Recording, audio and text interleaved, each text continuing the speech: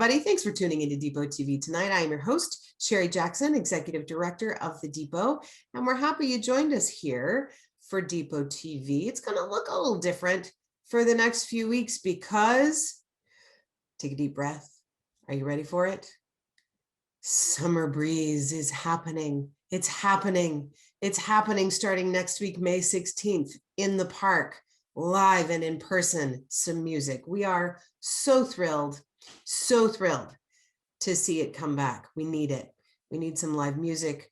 We need to be able to share some time and space with our friends. But let's talk about how this is going to happen for a minute, because if we're going to do this, and we're going to do it right, and we're going to do it safe, and we're going to do it with the utmost care for our musicians, for our community, for our neighbors, for all of the people that are there. So here's how it's going to happen.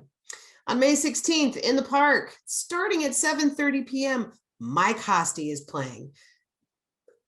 We couldn't not kick it off with Mike Hosty. I mean, that's just the way that needed to go for this comeback. You can start to arrive a couple of hours before Summer Breeze and find your spot. We'll have some walkways we'll mark off in the park to make it easier for people to get around in the park and not have to walk in between blankets and get too close. We're going to have some volunteers there, encouraging everybody to make sure you give a little space to your neighbors and you don't sit right next to each other unless it's the group that you came with. We're also going to ask, because we're going to have a couple of vendors in the park, our table in the park where we'll be taking donations and the band is there. If you're up and walking around and talking to your neighbors or coming to see us at the table, put on your mask. If you're not eating or drinking and you're hanging out, relaxing, listening to some music, put on your mask. If we wear our masks in places where people are congregating close to each other, if we sit a little bit apart in the park, and we've been in consultation with the experts in our state about how the numbers are looking, and they say if we can do those things, we can safely have Summer Breeze. So you're part of this team, everybody. We're going to need you to help us make Summer Breeze happen this summer, as long as those case numbers continue to decline, as long as we can behave in a way that takes care of all of us in the park. We get to have Summer Breeze. Oh my goodness, saying it out loud makes me get a little bit teary right now. Can't wait to see you out there. If you don't feel okay making it to the park, if that's just not going to be your thing for a while, I get that. It's going to be hard for a lot of people. And there are some people who are really at risk and they might not even want to take a tiny chance. I get it. So here's what we're going to do. If you can't make it to the park on Sunday, that's okay. We will do a couple of things for you. We are continuing our great concert, or our great partnership with KGOU, and they are going to live broadcast the show the week after we do it in the park. And then 2 weeks after that, when we're doing the next Summer Breeze show, if you can't make it to the park, that's okay. Instead of Depot TV, what you're going to see is a rebroadcast of the show that happened 2 weeks ago, and you'll get to enjoy Summer Breeze from wherever you want to watch. So however you want to participate, there's going to be a way for you to enjoy Summer Breeze this summer. Hope to see some of you in the park, or see your comments on the Facebook page, or know that you're out there tuned into the radio. Happy spring, everybody. But now on to Depot TV with Lennon Bramlett, with Mark McClellan, Ken Hada Poetry, and Train Talk with Ken. Enjoy it.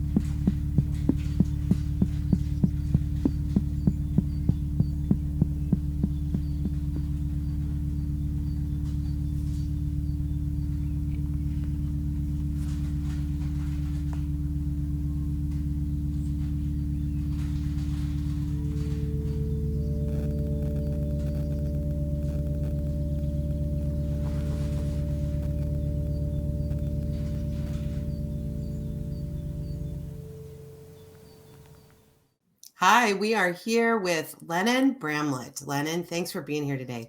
Yeah, thanks for having me. I'm super excited to chat with you.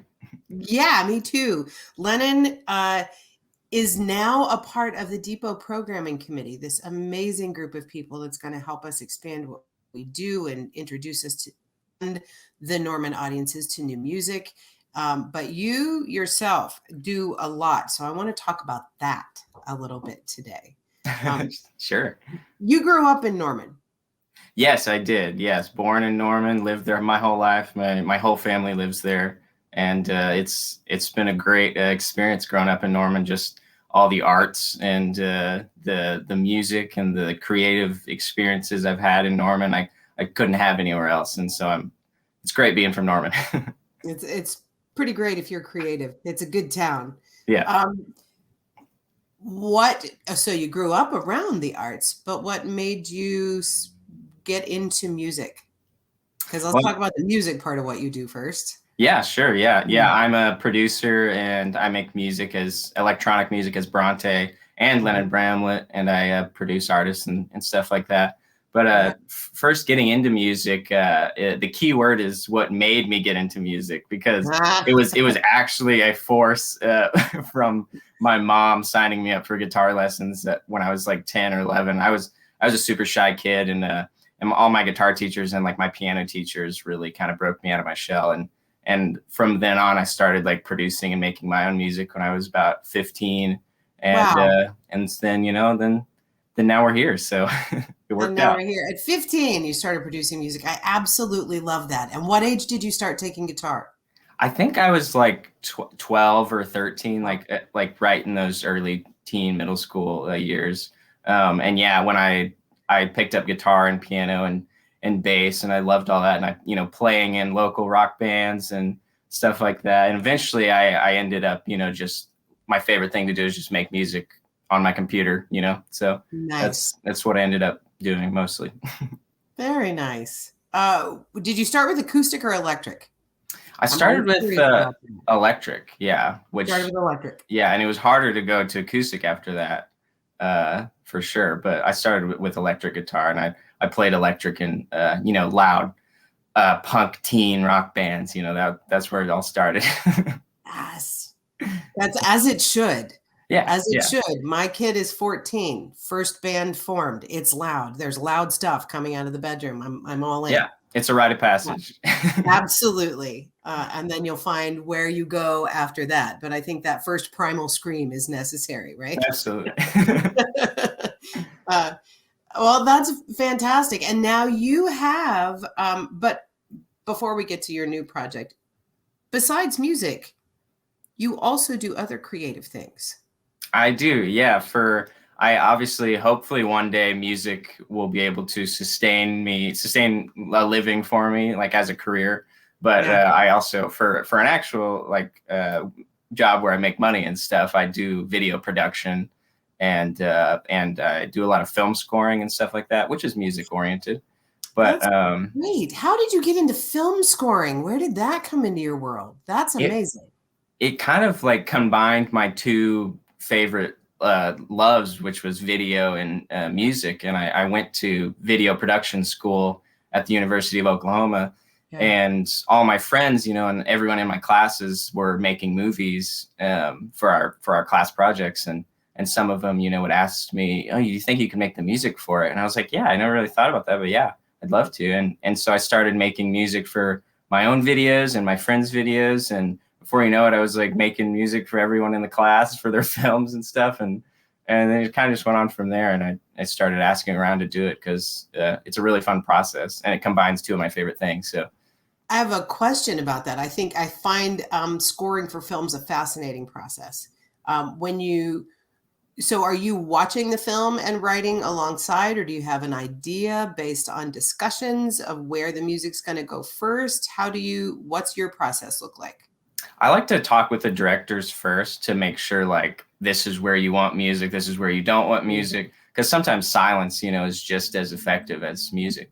Yeah. And so I usually chat with them first, and then I'll watch it a couple times without any music or any like temp music or any ideas, and just try to think of what can go where. And then, yeah, like you said, I literally I watch the movie and I try to write to it as I'm watching it. And then I go back and watch it again and write to it.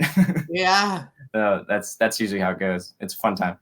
It sounds like a lot of fun.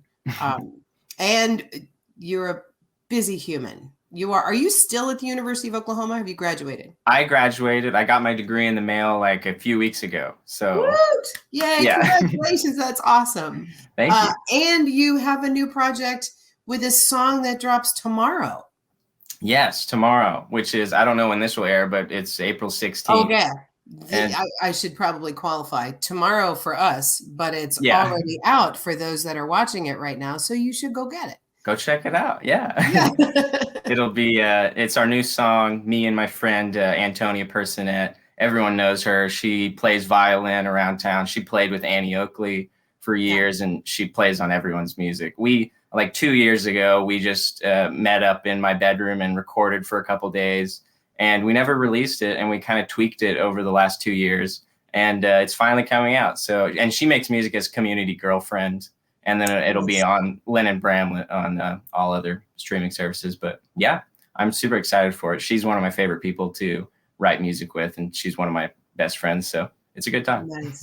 Nice. And I'm sorry, you might have said, but I didn't catch it. What's the song called? Oh, it's called A New Is Growing.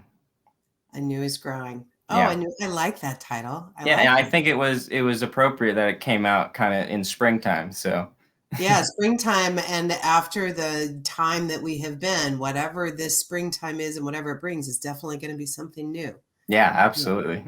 Yeah. Oh, I love that very much. And then the full release at the end of April. Yeah, April 30th is when the full record comes out, and we're super excited to share it with everyone. I love it. I love it. Thank you. Thank you for being here. Thank you for doing an interview. Yeah, thank you for having us. Thank you for sharing some music with us. Thank you for being willing to help us out at the Depot and serve on a committee. Oh, it's an honor. Yeah, I'm so excited to be a part of it. It's great. I appreciate it. Everybody, Lennon Bramlett. He's kind of amazing. Pay attention. Right. Thank you so much. Thanks. Bye. Bye.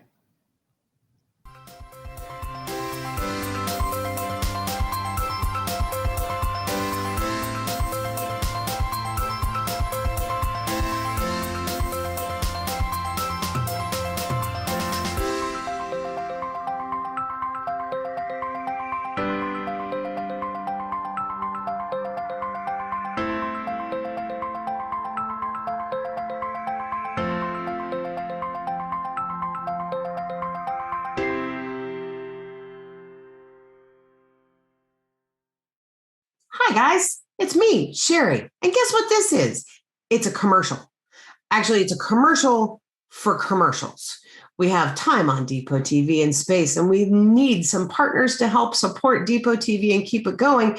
But you know what we got? We got this platform and audiences every week. And if you sell a thing or provide a service or just want to support us and say thanks, or if you have a shout out or something you want people to know about, you could become a partner in the Depot and have some commercial time of your very own. So give us a call at 405-307-9320 or email us at office@normandepot.org and find out how this commercial space could be your commercial space.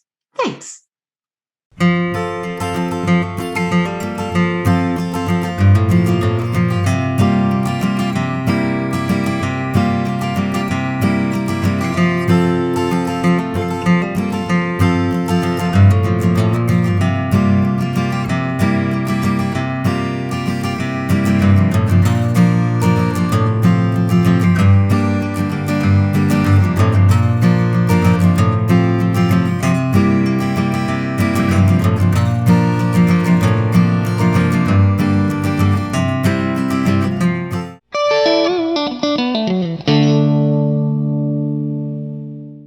Hi, everybody. We are here today with Depot board member, Summer Breeze and Winter Wind founding helper, and all-around extraordinary human, Mark McClellan. Hi, Mark. Hey, Sherry. How you doing today? I'm doing really well, thank you. Good. I'm glad to hear it. I'm loving the background in your room. For those of you that don't know, Mark spent most of his career on the 9 to 5 side working IT at OU, and he is a tech-oriented human, as you can see by all that gear around him. Yep, this is my daily chaos. Speaking of chaos, let's talk about putting on events. All right. So I don't think a lot of people know that Summer Breeze actually predates the creation of the organization we now know as the Depot. It does, yeah. Tell us a little bit about that. Well, as you know, Nancy McClellan was who's been one of the founders of the Depot. Mm-hmm. Was executive director of Firehouse Arts Center, and Yep. a long-standing tradition there had been.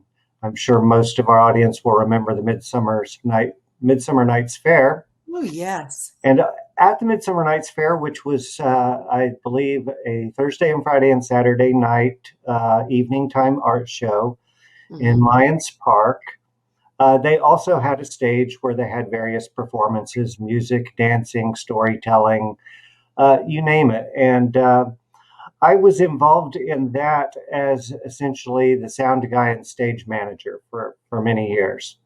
Okay. And one year, sometime in the late 90s, Nancy suggested we extend Midsummer Night's Fair by one night, but not the art show would go ahead and close down, but we would extend the entertainment one night and have just music on the lawn. And we originally did that, I think in 1999. We extended it by one night, and we had the Joseph White Cotton Band, which was a really cool, big local. You remember the first one? Yeah. They're a really, really good local big band kind of band. And we extended that for one night. And then at the same time that this was happening, OU was closing down Summer Wind.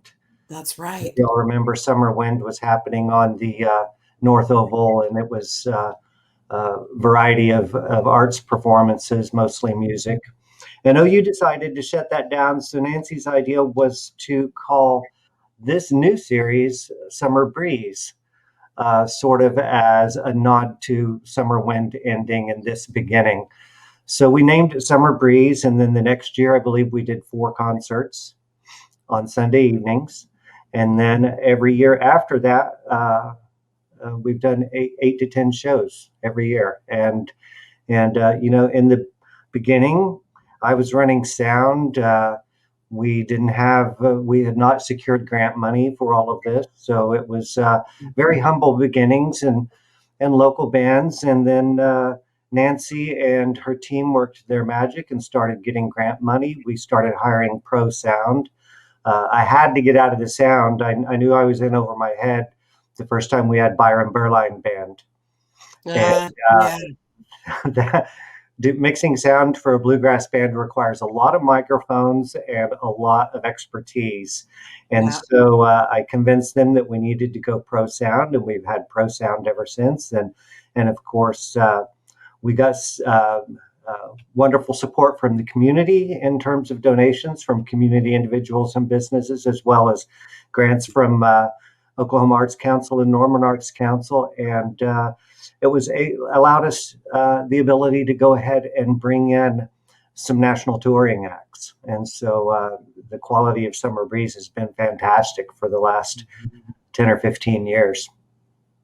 You know, the funny part is, so early on, before I knew who really produced Summer Breeze, those first few years, I had a friend who helped build some of those first old wooden stages. Boy, aren't you glad we got rid of those? Oh, yeah.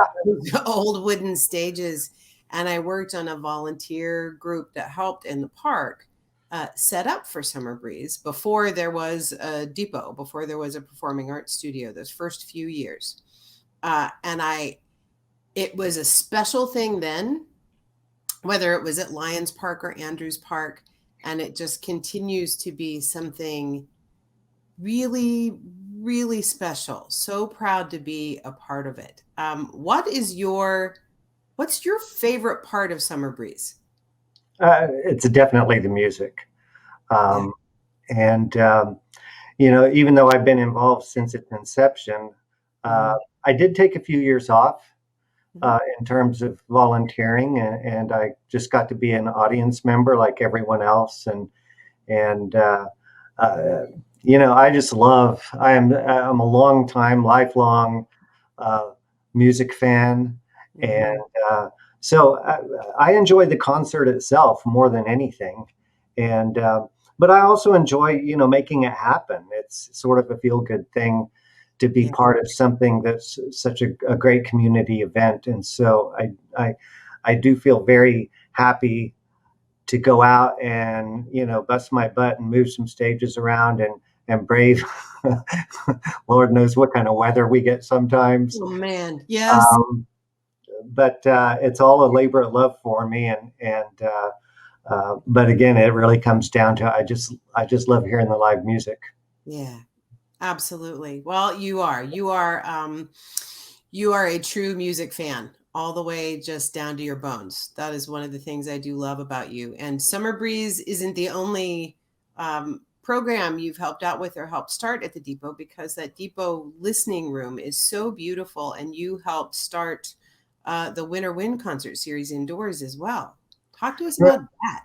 Yeah, so to sort of complete the Summer Breeze story first, at some point, Sure.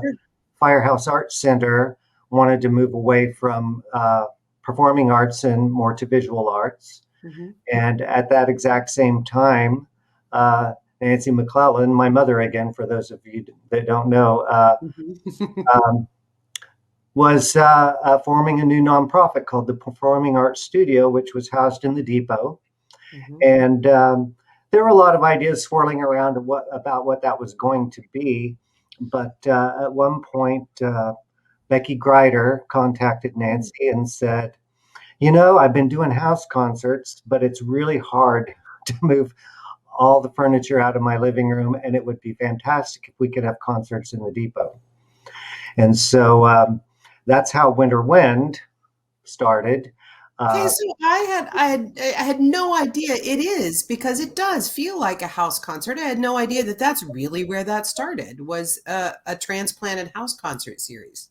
yeah, and Becky's not with us any longer, but Hmm. she um, obviously was uh, the one that planted the seed, and she had been active on the board of Woody Guthrie Folk Festival. Nice. Uh, Becky and Dana Pram Hmm. and Marie Soleil Yeah. and a few others. But so a committee was quickly formed, and I was asked to join the committee. I think probably mostly for my technical skills, because they knew they needed someone to do stage lighting and sound. Um, Mhm. and normally at this point, I had avoided any official capacity with the Performing Arts Studio or the Depot, or Yeah. for that matter, any of my mom's nonprofit projects other than volunteer.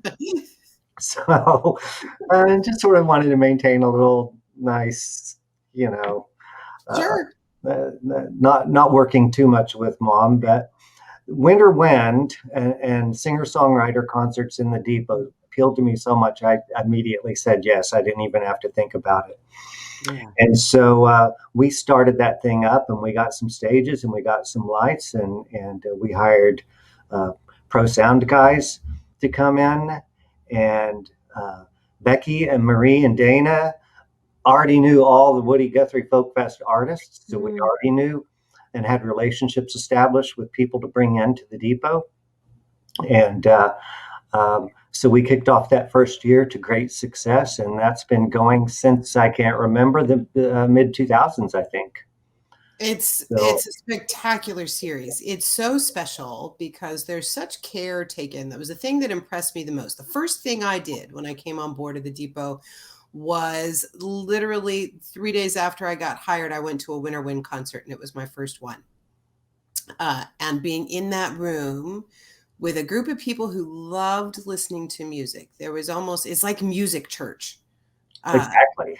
it's like music church in that room, where everybody was listening. The musicianship, the sound, the songs, the lyrics. There was such an atmosphere of respect for the music and the artists in the room. And I fell in love in that moment. You guys put together something really special. Well, thank you. I mean, um, it's the artists that make it really special. We brought in some great national touring talent, um, focusing mostly on singer-songwriter and folk music, but we've had some great bluegrass bands. We've had some great jazz bands, Mhm. all kinds of variety. The A Depot, concert pianist. We've had, yeah, I mean, was that not fun, that rolling in a concert grand into that room? spectacular to get a But baby grand in that room. But yeah, so we don't care so much the genre of the music so long as the quality's high. That's And right. I feel like I've seen just some of the best.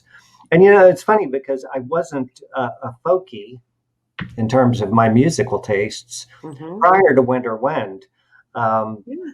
and I had been to the Blue Door a few times, and so I was sort of familiar with singer-songwriter stuff. But I grew up listening to Britpop. I'm very much you know your typical rock and roll, Beatles, Who, Rolling Stones kind of a guy growing up. Mhm. And but and then I ventured off into acoustic music when I learned to play guitar in high school, and so but that was more along the Neil Young vein. Huh? Yeah. So, when we started up this committee, they're throwing out names I've never heard of: Ellis Paul, Radislav Lorkovic, uh, uh, Don Conoscenti, and Sure. all of these people are very, very uh, first-rate touring singer-songwriter folk artists that I was totally unaware of that world. And so it was a big awakening for me musically because Right. I got to learn about so many fantastic musicians out there that you're not going to hear on Oklahoma radio. And in fact, you're probably not going to hear them much on satellite radio or anywhere. Yeah. They're what makes them really good is they're good in front of an audience. Mhm. Couldn't And agree more. yeah, and so they're good in front of an audience and they can't even be captured on a recording in the same way. Yeah. And so I was really impressed with that because, I used to be sort of the opposite. It's like, I like recorded music. It's that technical side of me. It's Sure. controlled, always in tune. All the mistakes are erased.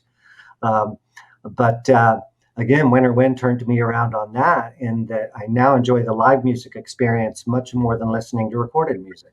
Mhm. There's something, I think you nailed it there. There's something really special about a lot of the artists that we've got in where there's something about the production that takes something meaningful out of the music rather than puts it in for those artists because they're so connected to the performance and connected to their audience that when that room is the magic. That's the magic. And it is, and that's the other big factor in there is that like many of us, I grew up going to concerts in arenas and stadiums. Yeah. Um, And I will tell you, back in the 70s and 80s, they didn't have giant screens behind the stage. So if you weren't on Right. the floor in the throng, you're watching a show through binoculars or looking at very, very tiny dots on the stage. Mhm. And to get into a room that seats 100 people, where you always have a floor seat. I mean, you can see the artist, Yes. you can see, every nuance, you can hear every nuance. And of course, Mhm. because it's such a respectful audience, you definitely can hear everything. Everyone is quiet throughout the entire show. Absolutely. And so that's a whole new way to experience music that a lot of people have not really learned of yet. It's really just the most fantastic thing to be in a little room with beautiful sound, because the Divas have beautiful acoustics as long as you have a loud drummer in it. And Yeah, as long as we don't have a drummer. Drummers in the depot get problematic. That'll rattle the walls. no offense to all my drummer friends and everything, and many of you drummer friends have played the Depot and know how to play that kind of a room, but it is a challenge. Um, but when you got a guy on an acoustic guitar or just a piano and a voice, that is the most beautiful sounding era. I think it's just fantastic. Agreed.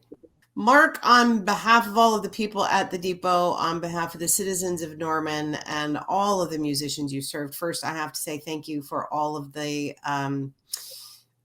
effort, the time, the years, and what you've been able to make out of those concert series. They're a gift. Thanks. Well, thank you. It's really been my pleasure. It's been so much fun.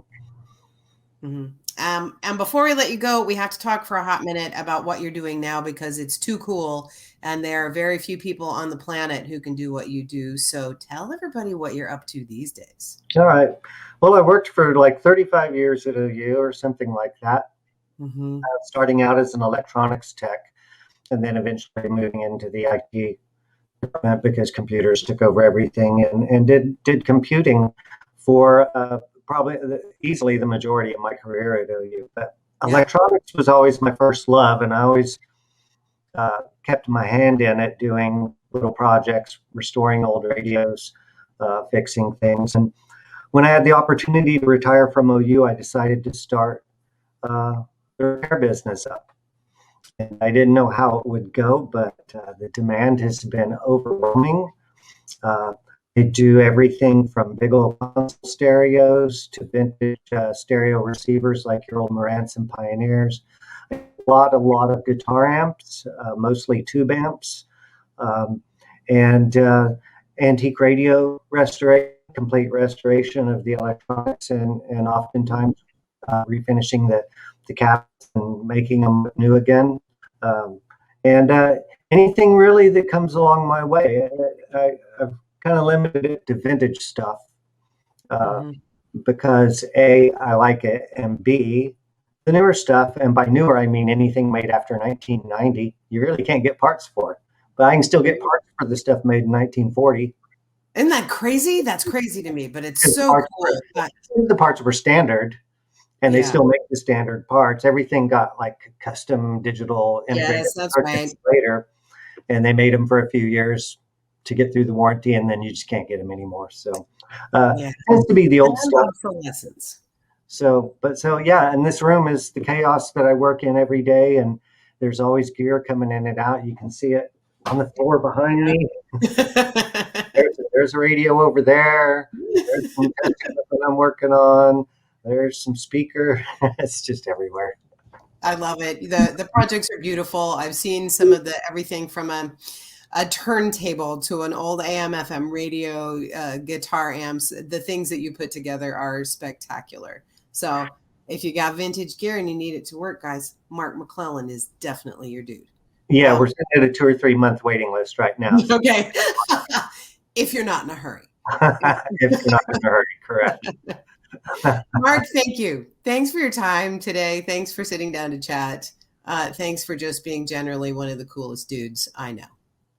Thank you. All right, everybody, Mark McClellan.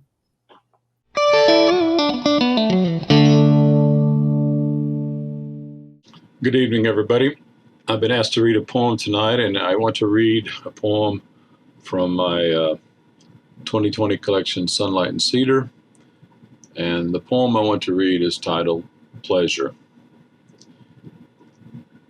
The memory of a rose in May, or the way frost glistens in January sun, even as it melts. There is no antidote for longing, that disease too universal to describe.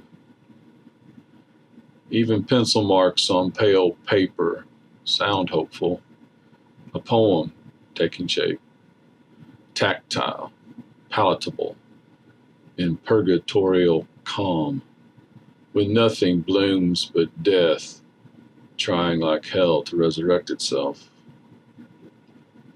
Come back to me, to us. Return us toward hope. Let the familiar seem new. Let strangeness feel like a gift. A poem to begin with. Lines shaping life beyond mere sustenance. Sweetness counts too. blackberry jam on hot oven buttered bread. A poet said, "This is why we live." I thought, how pathetic, but how pure.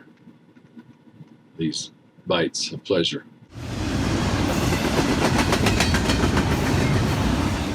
Well, today I've got some pictures that are of the early stages of the depot in the early years. Many of these were obtained from the Cleveland County Historical Society, whose Moore Lindsay Museum is just to the north of us, a couple of blocks at Acre Street. But the very first photo is showing the depot from Main Street. And the thing that's interesting to me in this is that there's a wide brick promenade all the way from the depot to Main Street, which formed the platform going up to Main Street. Right across the tracks from the depot is what they called a train order signal, and that was telling trains that they needed to stop and pick up orders for further travel. But beyond the depot, down closer to Duffy Street, is a water tank. And that is significant here because I have seen other pictures, which I don't have a copy of, that shows that water tank. But down near that water tank, close to Duffy Street, was where the original Norman Depot was. It was a single-story wood frame building, and it was deemed to be inadequate because it was much smaller. So in 1908, Santa Fe decided to build what they called their county seat depot, where the present depot is. And those are the significant things on this photo. I don't know the exact date, but it was obviously in the early years. The second photo is taken kind of from where Dinko's, if you remember the old restaurant, where it was located at Main Street and the railroad tracks. It's looking at the depot from the track side, but behind the depot you'll notice a big building with a large dome, and that was the courthouse, which was built about 1908. And around the dome on the courthouse there was a walkway, and there were windows in that dome, and that is significant in the fact that some of my favorite photos came from a photographer who went up into the old courthouse and took pictures around the area and took a beautiful panorama shot. Again, I got a copy of that from the Cleveland County Historical Society. The panorama shot looking down at the depot shows the new depot. This was taken in 1910, shows the new depot, which was built in 1909. The area behind the depot, or on the track side of the depot, shows a number of tracks because there was a rail yard here. The building which I mentioned earlier, the Dinko's building, I have examined it with high magnification and am sure that that was the building which was the Dinko's restaurant, and more recently the burger joint, which burned down about 5 years ago. But there is a boxcar sitting on the tracks beside that building, and a wagon with a horse or mule on there, and there are people unloading lumber out of that boxcar, and that was quite common along these tracks. Fourth photo is an enlargement of that shot taken from the courthouse, and I like to say that this is Uber has just dropped off a passenger and their baggage for the morning train. But as I have examined these photos taken from the courthouse, there is not a motorized vehicle anywhere in any of them. It was interesting the way things were working in 1910.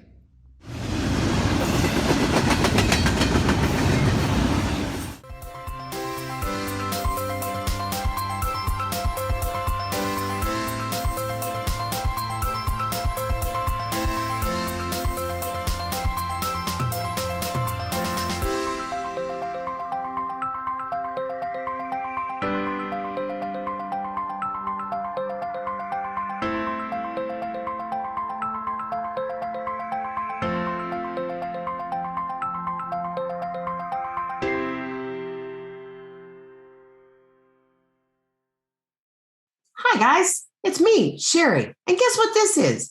It's a commercial. Actually, it's a commercial for commercials. We have time on Depot TV in space, and we need some partners to help support Depot TV and keep it going. But you know what we got? We got this platform and audiences every week. And if you sell a thing or provide a service or just want to support us and say thanks, or if you have a shout out or something you want people to know about, you could become a partner in the Depot and have some commercial time of your very own. So give us a call at 405-307-9320 or email us at office@normandepot.org and find out how this commercial space could be your commercial space. Thanks.